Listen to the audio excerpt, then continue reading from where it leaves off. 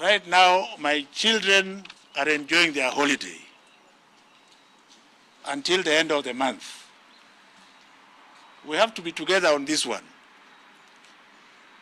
So if we have to worry, we should be worrying as to when we shall be able to control this phenomenon and whether or not the children will open on the 1st of May or 2nd of May as we had planned. And I want to say this very clearly, that we have already worked in the back room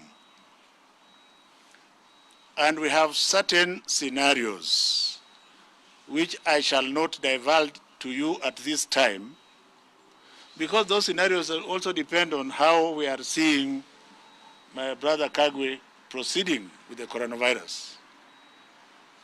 We are not going to risk the lives of our children because dead people do not take exams. So the parents should